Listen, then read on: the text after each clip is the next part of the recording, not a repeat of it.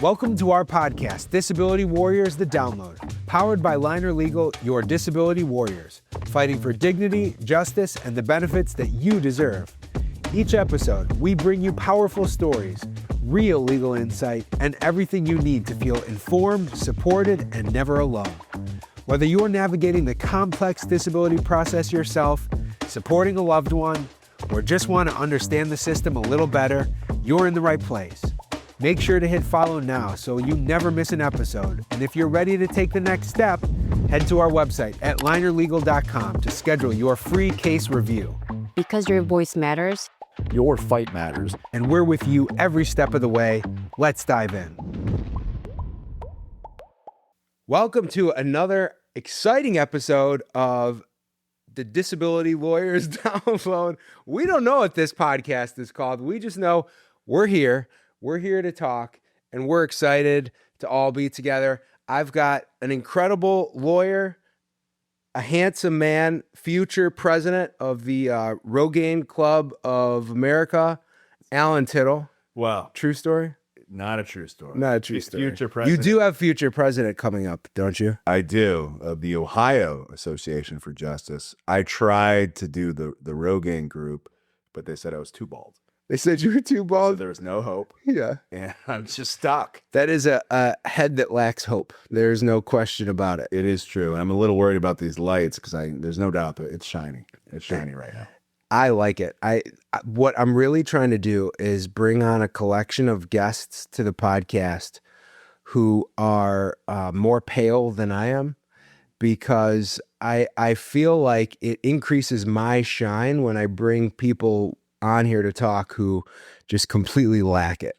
Right. I think that's a fair analysis. I'm probably a really good selection. There we In go. order for you to do There we go. But there's another reason that I wanted to bring you on, which is I know you get a ton of invitations to appear on different podcasts. This is actually your second podcast episode with me. We did one together probably like 5 years ago. It's true. Somewhere we were eating donuts. We were eating donuts. Yeah. That was back in the day.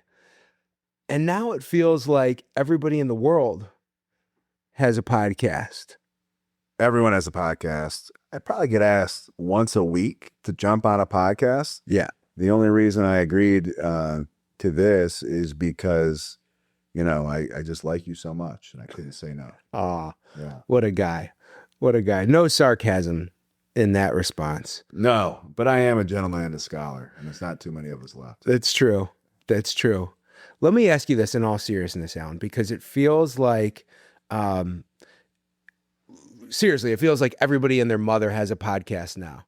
And what are people really supposed to be getting from them? I mean, you don't have one. Tell me, one, what has made you decide that it's not an avenue that you want to pursue, or you haven't done it yet? And if you would do it, what is the value in it? Look, I even have a room at my office that we put up, fancy walls and everything else to have a potential podcast room.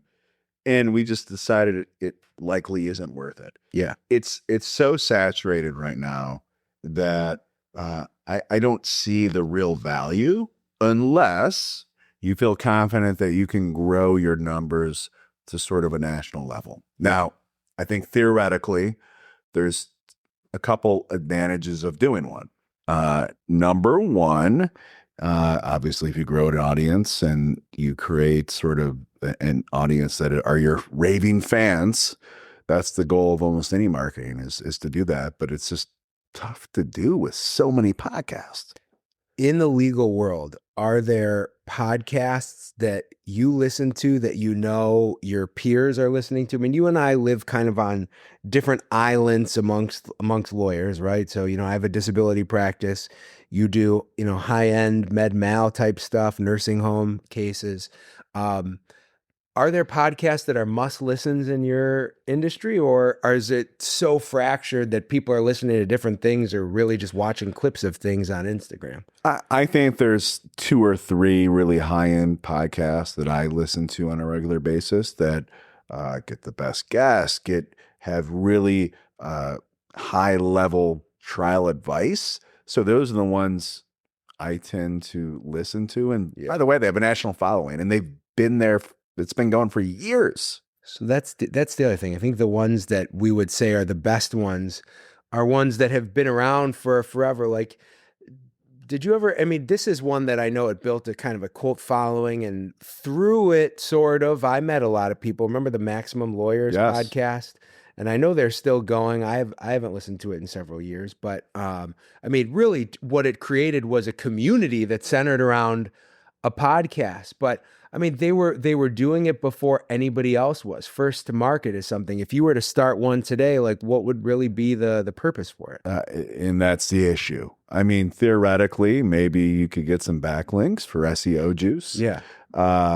And maybe you can build a community of followers, but I just don't see the real value, because you would have to dedicate a lot of time to do it right. Yeah. And I don't have the time to do that, because I think there's more bang for your buck elsewhere. Yeah. It's interesting. So when I think about, and I think we've been doing podcasts in various formats for probably like 5 years. And when we started, it was much more unique than it was now, which, by the way, it doesn't mean we've created some like monstrous following. I think that the idea was we would record for 25 minutes, have a guest on that I could build some synergy with, and then, expecting that the only person who's going to watch this is my mom. Hi, Mom. Thanks for tuning in. Alan says hi. Hi. But in all seriousness, maybe what we would do is get some moments from it, some clips that we would take up, throw on Instagram, see what happened. First of all, we just completely, like, about a couple of months ago, we changed our entire Instagram, Facebook strategy to one that actually freaking works, which is, for 5 years, we threw up on there, I think, the things that I thought the algorithm wanted, which was those clips from podcasts, which is what kept us going. I think we barely broke 200 or 500 views on any one thing that we would throw up. All we did was take the stuff. Here's an actionable tip, so that maybe you'll go back and listen to this. The stuff that we've been talking about for years to do on TikTok, which helped me build hundreds of thousands of followers, we literally just took the actual clips that I had posted 2 years ago, a year ago, whenever, threw it on Instagram, and all of a sudden millions of views on Instagram overnight. Literally, I think last month we had something like 20 million views on Instagram and Facebook, those platforms combined. So there you go. I don't want you to leave here Thanks. with nothing. But this strategy of, I'm going to record a long form piece of content that I'm going to package and it's going to turn into something, it just hasn't worked. No. And there is one strategy that I've seen work, and sort of that you don't need a following, is there's SEO companies, there's legal nurses. They have these podcasts, and then they ask potential customers that they want to be on the podcast. And so you feel special because you've been asked to be on this podcast. But in reality, they don't care about the followers or the listeners. No. They just care about that one person they're talking to for 20 minutes. Exactly. And that's why everybody having one, though, I think has changed how effective that method even is. So I remember before I was doing this myself, I was invited to be on a guest of a couple ones like you're describing. At the end of the day, they're just funnels for legal marketing companies. And it got me interested because somebody wanted to sit there and talk to me for half an hour, 45 minutes. I thought that maybe being on their platform would get my name out to new potential listeners. And what I discovered is, now that everybody has one themselves, when I'm reaching out to, other lawyers or doctors or clinics or whatever it is, they're being invited all the time too. Everybody's kind of rebelling against it. So here's kind of like the pivot. I think podcasting as business development for lawyers, I don't want to say it's dead, but I think it's overplayed. Where would you put that hour? You said, I don't have time for this if I'm not going to do it right. Where would you put that hour of your time instead of this, if you really wanted to maximize the bang for your buck? Right. So I've been given that a lot of thought lately. Yeah. And the reason for that is we're having some big marketers, national marketers, coming into the Ohio scene. Yeah. And so it's almost like I'm getting back to the community marketing thought. Like that's the most bang for your buck still. Dude, that was how you and I started. Yes. For people who don't know this, you know, the one person that's watching, you know, way back in the day, Allen and I literally shared a marketing team. We started a company that we would just both, I think we just put an equal amount of money into it every month. And we had employees that were working for both of our firms together. Right. And it allowed us to have a marketing footprint before we could afford like a team of people like we do now. But I think you're right, man. And that's why I think everybody's looking outside of what can they do to help people at home. And if you're really willing to be energized and focused on that, I really think that is where the best use for your time is. 100%. Yeah. And that's even more so the case as sort of these big marketers are coming into Ohio. The way a firm like mine survives is, well, you're a member of the community. Yeah. You care about it. And so that's sort of the marketing angle we're going to have to take. Let me ask you your thoughts on this. So, you know, your firm it's an Ohio-based firm, and I'm sure if, you know, there was the Amazon truck case in another state or something, you know, you get the reference. I'm not actually saying specific to that, but if there was some massive case out of state, you would find a way to help the person. But your marketing would be focused in the state of Ohio. Mine isn't. You know, at this point, 10, 15% of my clients are in Ohio. We are a true national disability law firm, but I still want to do community marketing. How could I do that? Well, you know, two things come to mind. You've always done a great job here locally in the Cleveland or the greater Cleveland area, Sure. being involved in the community, but also national organizations that are aligned with your cause. Yeah. So, you know, if you are, you know, in the trenches with those organizations, to me, that's still community marketing. And that's where you can get the most bang for your buck. Yeah.